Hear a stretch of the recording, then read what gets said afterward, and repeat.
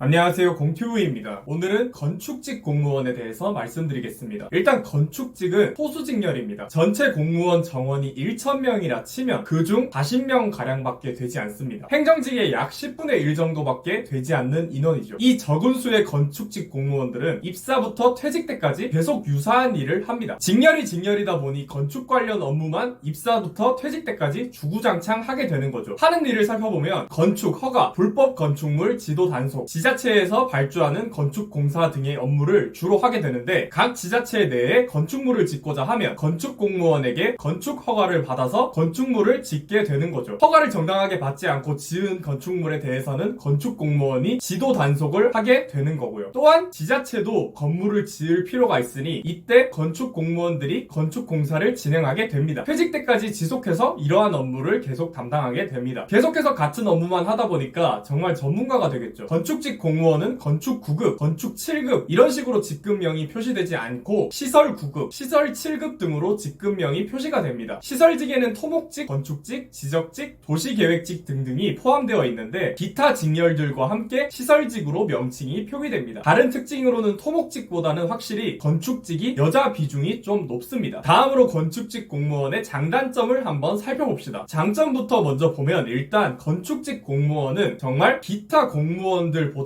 갑 중에 갑입니다. 일단 주 업무부터가 건축 허가입니다. 건축직 공무원이 허가를 내줘야 건물이 올라갑니다. 허가를 안 내주면 건물을 지을 수가 없습니다. 보통 일반 사람들이 건축물을 설계해서 짓고자 한다면 건축사 사무실을 찾아가게 되는데, 건축사 사무실에서 건축물에 대한 설계를 하고 각종 구비서류 등을 갖추어서 건축 허가를 받게 됩니다. 이 건축사 사무소 직원들에게는 진짜 슈퍼 갑의 입장이 되는 겁니다. 일단 허가를 받는다고 해도 끝이 아닙니다. 허가를 받아서 건축물을 다 지은 이후에도 건축직 공무원이 그 건축물에 대한 준공 승인을 해주어야 정식 건축물로 인정이 되는 겁니다. 건축공사 중간중간에 지속적으로 지도 감독을 하다 보니 건축공사의 시작인 허가부터 공사 과정, 그리고 공사 완료 후 준공 승인까지 모든 과정에서 건축직 공무원이 관여하게 됩니다. 혹여나 공사 과정에서 불법 사항 등이 발견된다면 건축직 공무원에 의해 공사는 중지되고 허가가 취소될 가능성도 있습니다. 공사를 완료한 후에도 준공 승인이 떨어지지 않는다면 건물을 사용하지도 못하는 상황이 되게 되는 거죠. 이렇다 보니까 정말 건축사 사무소 입장에서는 건축직을 잘 챙겨줄 수밖에 없게 되고, 건축직은 대우를 받아가면서 일을 하게 됩니다. 김영란법 시행 전에는 아마 알게 모르게 밥도 많이 얻어먹고 했을 것 같습니다. 또한 계속 건축물에 대한 업무를 하다 보니 건축에 대한 지식도 많이 쌓이고 건축물 투자도 잘하시는 분들이 많습니다. 건축에 대한 지식은 아무래도 돈과 관계가 되는 지식이다 보니까 정말 유용하게 잘 활용하시는 분들이 많습니다. 또 건축사 사무실과 계속 일을 같이 하다 보니까 좋은 정보를 많이 얻는 부분도 있습니다. 건축직 공무원 몇몇이 어울려 건물을 세우는 경우도 종종 있고요. 반면에 단점이 있다면 건축직 공무원은 일이 어려운 경우가 많습니다. 아무래도 건축물은 개인 재산 중에서도 큰 비중을 차지하는 재산이다 보니까 민원들도 상당히 민감합니다. 또 개인 재산에 대한 허가와 단속 등을 하다 보니까 소송에 휘말리는 경우도 많고, 민원들도 상당히 과격하고 민감한 경우가 많습니다. 불법 건축물 단속 중에 건물주에게 협박을 받는 경우도 종종 있다고 하네요. 특히 여자 직원의 경우는 남자 직원보다 더 민원의 위협에 쉽게 노출됩니다. 사실 내가 민원인 입장이라도 빚까지 내서 지은 내 재산에 이래저래 단속하고 철거해라 라고 하면 정말 좀 민감해질 것 같긴 해요. 또 뇌물의 유혹도 많은 직렬입니다. 건축사 사무실에서도 그렇고 불법 건축물 단속된 민원도 그렇고 돈 문제가 걸리다 보니까 좀 뇌물을 주려고 하는 경향이 있습니다. 끝까지 안 받는 경우에는 경조사를 어떻게 알아서 경조사 봉투에다가 수백만 원씩 넣어 부조금을 주는 경우도 있다고 합니다. 이렇다 보니 유혹에 못 이겨서 받는 경우도 있고, 나도 모르는 새에 받아버리는 경우도 있어서 징계 또는 고발 등 공무원 신분상에 문제가 생길 수 있는 가능성도 기타 직렬보다 높은 직렬입니다. 또한 소수 직렬이다 보니까 폐쇄적인 분위기도 있고, 작은 지자체의 경우에는 자치단체장이나 기타 지역 유지 등의 압력도 많이 들어온다고 하네요. 이런 식의 압력이 들어온 경우 거절했을 때 뒷감당을 못 이겨서 법을 위반하여 허가를 내주거나 할 수 있는데, 나중에 감사에 걸리는 경우 또한 공무원 신분상에 문제가 생기는 경우가 있을 수 있겠죠. 마지막으로 요약하자면 건축직 공무원은 대우받으면서 일하고 실생활에 필요한 건축물에 대한 지식을 상당히 많이 습득할 수 있어서 경제적으로 건물 투자 등에 도움이 많이 될 수는 있지만, 재산이 걸린 문제다 보니까 보통 민원이 드세고 상대적으로 기타 직렬보다 공무원 신분에 문제가 생길 수 있는 상황에 놓일 가능성이 수준이 상대적으로 타 직렬보다 높습니다. 하지만 건축직 공무원들은 직장 생활에 대한 만족도는 높다고 합니다. 건축직에 관심 있는 분들에게 좋은 정보가 됐으면 하는 마음에 영상 올립니다. 지금까지 공튜브였습니다. 구독과 좋아요는 제작자에게 정말 큰 힘이 됩니다. 시청해주셔서 감사합니다.